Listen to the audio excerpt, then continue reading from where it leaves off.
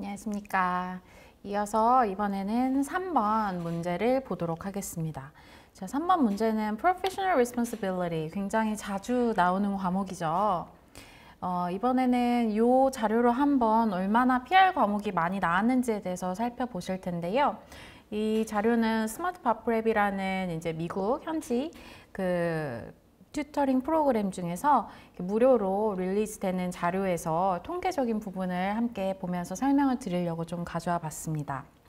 자, 일단 이거는 지난 46번의 시험 중에서 PR 과목이 몇 번이나 나왔는지를 한번 보시면요. 46번 중에서 45번이 기출이 됐어요. 그러니까 매번 나온다고 생각을 하시면 되는 부분이죠. 그 다음에 이어서 그러면은 이 PR 과목 중에서도 어떤 부분이 제일 많이 나왔는지에 대해서 한번 살펴보시면요. 일단 제일 많이 나온 거는 여기 Conflict of Interest. 그래서 Duty of Loyalty 부분이 사실 제일 많은 비중을 차지하고, 왜냐하면 보통 Duty of Loyalty 같은 경우에는 사실 애널리시스가 굉장히 복잡하고 좀 자세히 해야 되는 부분도 있기 때문에 이 부분과 그 다음에 특히 지금 현재 고객들 중에서의 그 conflict, 그 다음에 또 과거 고객과 현재 고객의 conflict 이런 식으로 굉장히 여러 유형으로 나오기 때문에 아무래도 제일 많이 나온 게 아닌가 싶고, 그 다음에 기본적으로 항상 변호사의 violation에 대해서 묻기 때문에 당연히 컴피턴트하지 못한 경우들이 많이 나오겠죠. 그 다음에 비밀 유지, 그 다음에 법원의 의무, 그 다음에 의뢰인과 커뮤니케이션 잘해야 되는 부분, 그 다음에 열심히 해야 된다, 이렇게 duty of diligence 막 이렇게 대충 하고 빼먹고 안 알려주고 이러면은 다 안 되겠죠. 그런 부분, 그 다음에 사임하는 부분, 반드시 사임해야 될 경우, conflict of interest가 생겼거나 이런 경우들 이제 많이 나오는 부분이죠. 그래서 사실 이런 부분들을 한번 보시면 물론 여기에 안 나와 있다고 해서 안 봐도 되는 건 아니긴 하지만 그래도 어떤 부분이 주로 많이 나오는지 한번 살펴보시면 좋을 것 같습니다. 그리고 한 가지 또 하는 거는 항상 fee agreement에 대한 부분도 굉장히 큰 논점 중에 하나죠. 왜냐하면 또 어떤 식으로 fee agreement를 서면으로 해야 되는지 아니면 구두로 해야 되는지, 어떤 경우에는 어떻게 해야 되는지, 매번 서면을 써야 되는지 이런 부분에 대해서의 캘리포니아에서 좀 디스팅션이 있기 때문에 그런 부분도 함께 체크를 하시면 될 것 같고요.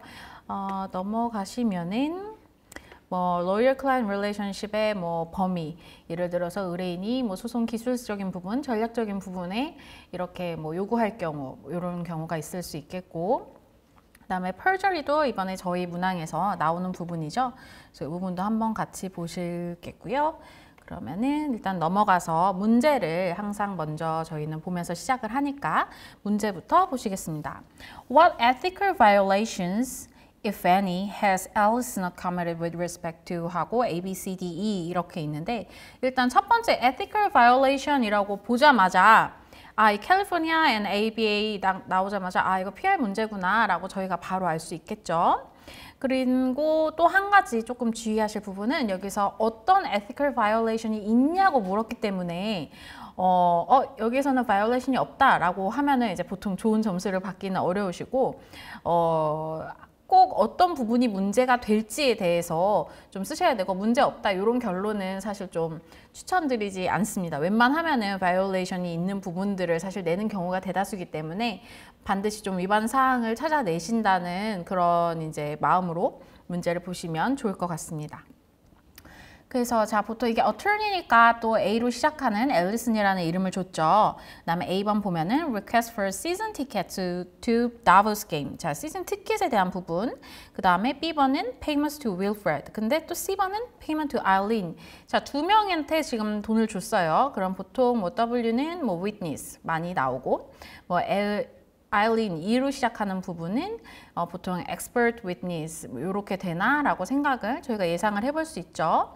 그랬는데 D번을 보니까 Eileen's expert with opinion, 그러니까 Eileen은 expert가 맞고, 그럼 아마 lay witness거나 이러겠다. Wilfred는 이런 생각을 할 수 있고, 그 다음에 Allison's statements in closing argument. 자, 최종 이제 변론을 할 때 나왔던 이런 A의 얘기, 요 5가지에 대해서 지금 저희가 기술을 해야 되기 때문에 딱 보시고 이 지금 저희가 1시간에 한 문제를 지금 푸셔야 되는데 소문제가 5개가 있기 때문에 좀 빨리 써야겠다 이런 생각을 하시면 좋아요. 특히 지금 이게 3번 문제잖아요. 저희가 에세이 시험에서 앞부분에 3시간 동안 3문제를 하기 때문에 만약에 앞부분 1번, 2번에서 시간 관리를 잘 못해서 1시간을 추가로 쓰셨을 경우에는 사실 3번 문제를 뭐 50 몇 분 만에 푸셔야 되는 경우가 발생하시잖아요.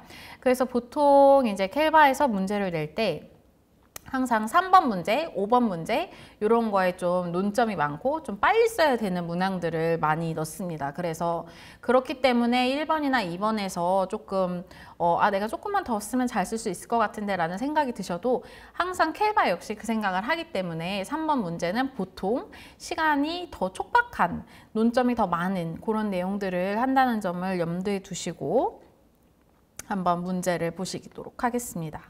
자, 첫 번째 문단부터 보실게요. Allison, a criminal defense attorney, represents Davos, a professional athlete, through a valid written retainer agreement. 자, 앨리스는 형사 변호사죠. 근데 누구를 변호하냐면 다보스라는 디펜던트니까 또 D로 시작하는 이름을 줬어요. A professional athlete, 운동선수예요. 프로 운동선수인 다보스를 변호하는데 여기다 뭐라고 줬냐면 아예 유효한 서면 위임 계약서를 썼다고 얘기를 했어요. 이 부분을 왜 줬냐라고 하면은 이 어그리먼트에 대해서는 논점을 쓰지 마라. 아예 그냥 유효하다고 줬으니까 fee agreement 부분은 패스해라 라고 준 거죠. 그 다음에 Davos was charged with assaulting Karen at a restaurant. 뭘로 이제 기소가 됐냐면 Karen을 식당에서 폭행한 혐의로 기소가 됐어요. Allison asked Davos to gift her season tickets to Davos game. 자, 여기 A번 문제가 나왔네요. 시즌 티켓을 달라고 했어요.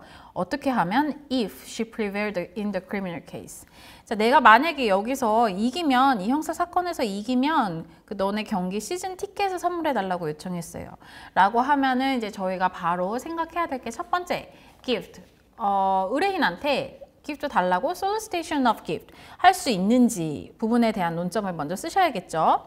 원래 당연히 되지 않고 특히 캘리포니아에서는 한 가지 예외 사항이 있어요. 할 수 있는데 언제냐면 뭐 당연히 페어하고 뭐 언더 인플루언스도 없어야 되고 그 다음에 또 특이한 게 독립된 다른 변호사한테 이 부분에 대해서 어드바이스를 받은 경우라면은 요 gift, solicitation of gift가 가능하다고 하는데 요 지금 저희가 읽은 문제에서는 그런 해당 사항은 나오지 않기 때문에 예외 사유에 해당하지 않는다라고 이런 식으로 기술해 주시면 될 것 같고 다른 한 가지 더 명확하고 사실 중요한 거는 contingency fee에 대한 부분이에요. 왜냐면 여기서 그냥 선물을 줘가 아니라 내가 사건에서 이기면 줘. 이기면은 주는 거 저희 보통 성공고시잖아요. contingency fee. 그러니까 꼭 돈만 아니라 사실 이런 뭐 어느 정도 가치가 나가는 이런 물품으로도 저희가 fee로 볼 수 있기 때문에 컨티뉴스 피로 볼 수 있고 그리고 당연히 크리미널 케이스에서는 절대 성공 보수가 있을 수가 없죠. 그렇기 때문에 이 부분에 대한 바이올레이션이 있다. 이렇게 기술을 하시면 될 것 같고요. 넘어가서 At trial, the prosecution presented the restaurant surveillance videotape. 자, surveillance videotape이 우리로 치면 CCTV죠.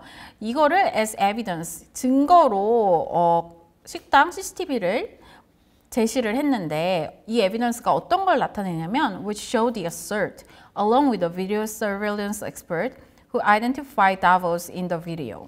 자, 그래서 이 재판에서 이 검찰 측이 식당 CCTV를 증거로 제출했는데 그게 이제 폭행 장면을 보여주는 이런 거를 증거로 제시하면서 또 뭐라고 했냐면 이 전문가 CCTV 판독 along with video surveillance expert 이 전문가를 또 증거로 제시하면서 이 사람이 비디오에서 다보스를 식별한 전문가죠. 자, 그래서 다음 단락으로 넘어가시면요. 2번 Allison presented the testimony of two witnesses. 2명을 증인으로 내세웠죠. 자, 첫 번째는 Wilfred, who was waiting tables at the restaurant and saw an argument between Davos and Karen, but didn't see an altercation.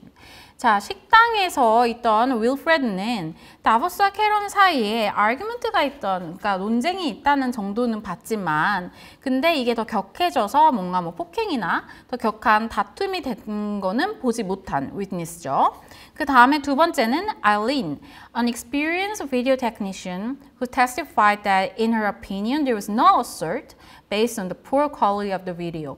자, 아이린은 누구냐면 경험이 많은 영상 기술자인데요. 뭐라고 증언을 했냐면 내 의견으로 봤을 때 왜냐면 영상의 품질이 굉장히 형편없었기 때문에 이거에 기반했을 때는 폭행이 있었다고 판독을 할 수는 없다라고 증언을 했어요. 그러면 첫 번째 윌프레드는 lay witness가 되겠고 두 번째 아일린은 expert witness가 되겠죠. 이어서 보시면 When Allison and Eileen had previously watched the video together 예전에 알리슨이랑 변호사랑 그 전문가 아일린이 함께 영상을 봤을 때는 They both agreed that the video shows strong evidence of the assault. 이 영상이 폭행이 있었다는 거에 대한 강력한 증거가 된다라고 동의를 했었어요. 근데 이번에는 나와서 품질 문제 때문에 뭐 폭행이 있었다고 볼 수는 없습니다라고 얘기를 했잖아요. 이거는 그럼 뭐가 있었냐면은 perjury, 위증이 있었던 거죠. 자신의 진짜 의견과 다르게 증언을 했으니까요. 그 다음에 3번 단락으로 넘어가 보시면 Allison agreed to pay Wilfred an hourly fee roughly equal to his hourly wages and tips at the restaurant. 자, 앨리스는 윌프레드한테 페이를 하기로 했어요. 시간당 비용을 지불하는데 대충 어느 정도냐면 그의 시간당 임금과 그 다음에 팁을 포함한 가격, 식당에서 일할 때 나오는 그 가격에 대해서 hourly fee를 지급하기로 하는데 뭐를 대가로 주냐면 for his time in testifying, 자 증언하는데 쓰이는 시간 and 그리고 for an entire day of preparation, 하루 종일 이거를 준비하는 데 드는 모든 시간을 다 계산해서 hourly fee를 주기로 했어요. But only if, 근데 조건이 있죠. Wilfred refused to meet with the prosecution before trial. 자, 재판 전에 검찰 측과 만나는 것을 거부하는 경우에는 내가 너의 시간당 비용을 주겠다라고 지금 합의를 했다는 거죠.